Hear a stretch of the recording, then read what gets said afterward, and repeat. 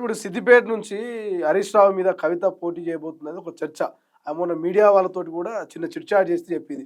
ఎక్కడి నుంచి పోటీ చేస్తారు ఏం సంగతి అంటే ఫస్ట్ ప్రిఫరెన్స్ సిద్దిపేటకి ఇస్తా, ఆ తర్వాత బోధనకు అని చెప్పి చెప్తా ఉంది. సో కవిత ఈ 6 అడుగుల బుల్లెట్ హరీష్ రావు మీద గెలిచే అవకాశం ఉందంటారా? నేనేమంటానంటే కవిత కనుక పని చేయాలి, ట్రయల్ చేయాలన్నమాట. సిద్దిపేటలో నీకు అనుకూలంగా ఉంటారు కదా ఎవరైనా కార్పొరేటర్, వాళ్ళు 4 పైసలు కాలబెట్టో ఏదైనా చేసి ఒకళ్ళు రాజీనామా చేసి సిద్దిపేట పోటీ చేయి. ఒక కార్పొరేటర్ గెలిపియాలి. మొట్టమొదటి కార్పొరేటర్ నువ్వే పోటీ చేయి సిద్దిపేటలో. నువ్వే. మొన్న 6 మందో అది రిపబ్లికన్ పార్టీ పేరు గెలిచిన వాళ్ళు నేనే గెలిపించిన, నాదే రాజ్యం మన మున్సిపాలిటీ అంటే వాళ్ళు మాకు ఆమె గెలిపించలే, మాకు సంబంధం లేదు, మేము కాంగ్రెస్ అన్నారు కదా. అట్లా కాకుండా ఉంటుంది. అందుకు నువ్వేమన్నా పెట్టి గెలిపిస్తావు. గెలిపితే నేను కాదు, నేను టీఆర్ఎస్ లేకపోతే నేను కాంగ్రెస్ అంటే నువ్వే నిలబడు. గెలవదంటారా? కేసీఆర్ బిడ్డ నేనేమంటానంటే హరీష్ రావు ఛాలెంజ్ చేస్తలేడు, రాజే యాదవ్ ఛాలెంజ్ చేస్తాడు, నువ్వు నిలబడు. ఎందుకు హరీష్ రావు రాజే యాదవ్ దోస్తులా? దోస్తులమే. ఆయన చేయాల్సిన అవసరం లేదు ఆమె మీద. ఓకే, నేను చేస్తాను సార్ పోటీ.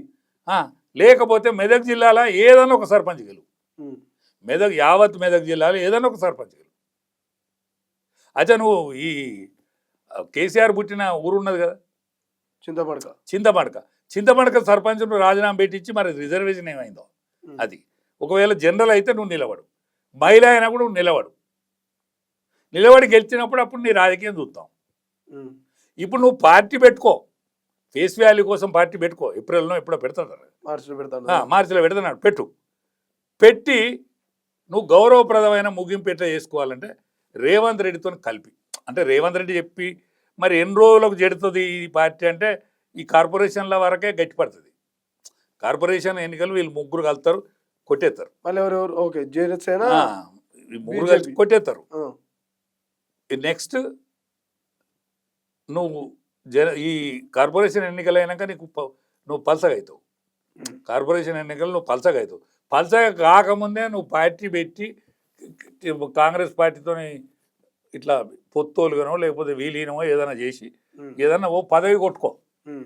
ఇంతలో ఉపసమ్మతి అవుతుంది, ఇక నీ కోరిక తీరుతుంది.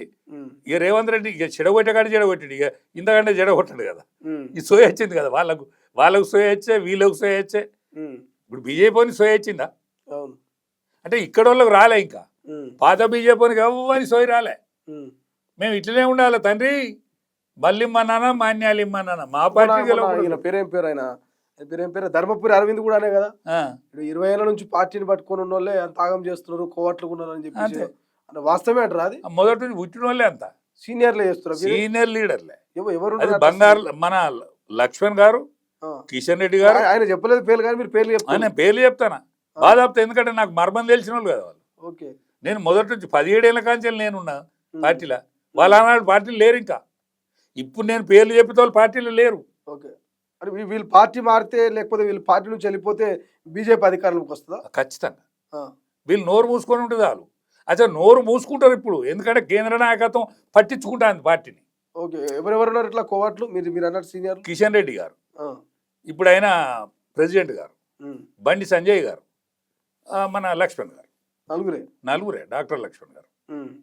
పోతే ఆర్ఎస్ఎస్ నాయకుడు, ఆర్ఎస్ఎస్ తరఫున ఒక ఈ లీడు చూస్తాడు మా కాచం రమేష్ గారు.